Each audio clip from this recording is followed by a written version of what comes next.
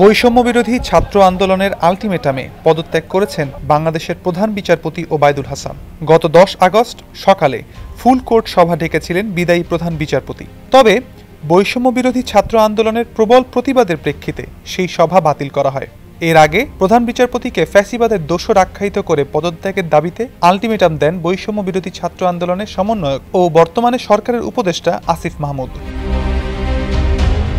10 August সকালে প্রধান বিচারপতির পদত্যাগের দাবিতে হাইকোর্ট প্রাঙ্গণে ঢল নামে আন্দোলনকারী শিক্ষার্থীদের। এই সময় বিভিন্ন শিক্ষা প্রতিষ্ঠান থেকে শিক্ষার্থীরা মিছিল নিয়ে হাইকোর্টে জড়ো হয়ে বিক্ষোভ করে।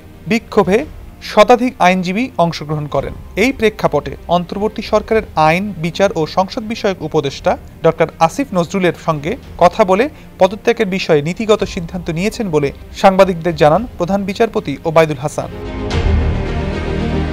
সুপ্রিম কোর্টকে বাংলাদেশের সংবিধানের রক্ষক এবং ব্যাখ্যাকারী বলা হয়। বিচার বিভাগের সর্বোচ্চ স্তর এই সুপ্রিম কোর্ট, আর প্রধান বিচারপতি বিচার বিভাগের প্রধান হিসেবে দায়িত্ব পালন করেন। দেশের সর্বোচ্চ এই আদালতে দুটি বিভাগে বিচার কার্যক্রম পরিচালিত হয়। এ দুটি বিভাগ হলো আপিল বিভাগ ও হাইকোর্ট বিভাগ।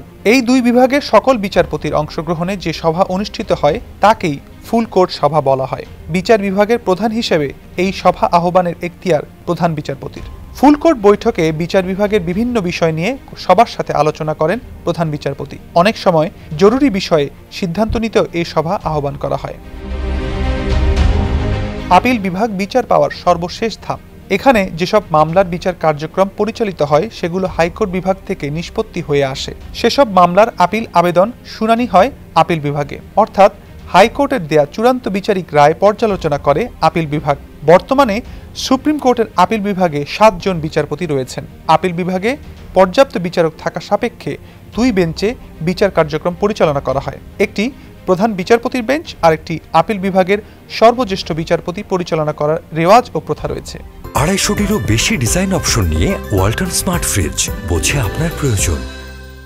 প্রধান বিচারপতি আপিল বিভাগের প্রধান বেঞ্চের বিচার কার্যক্রম পরিচালনা করে থাকেন। সংবিধান অনুযায়ী রাষ্ট্রপতি প্রধান বিচারপতিকে নিয়োগ দেন।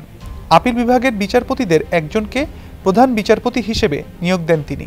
বাংলাদেশের বেশিরভাগ সময়ই প্রধান বিচারপতি নিয়োগের ক্ষেত্রে সরকার সমর্থক কিনা এই বিষয়টি বিবেচনা করা হয়। হাইকোর্ট বিভাগে কর্মরত আছেন 81 জন স্থায়ী বিচারপতি এবং 2 জন অস্থায়ী বিচারপতি। সবশেষ 2022 সালের 31 জুলাই হাইকোর্ট বিভাগে 11 জনকে অতিরিক্ত বিচারক হিসেবে 2 বছরের জন্য নিয়োগ দেন রাষ্ট্রপতি। পরে এ বছরের 30 জুলাই 9 জনকে হাইকোর্ট বিভাগের বিচারপতি হিসেবে স্থায়ী করা হয়। ওই দিন বিকেলে তাদের শপথ পড়ান প্রধান বিচারপতি। এদিনই হাইকোর্টের একটি বেঞ্চে সকাল থেকে কোটা সংস্কার আন্দোলনে আইন শৃঙ্খলা বাহিনী যাতে আর গুলি না চালায় এমন নির্দেশনা চেয়ে রিটের শুনানি চলছিল। হাইকোর্ট বিভাগে বেঞ্চ গঠন করার এখতিয়ার প্রধান বিচারপতির।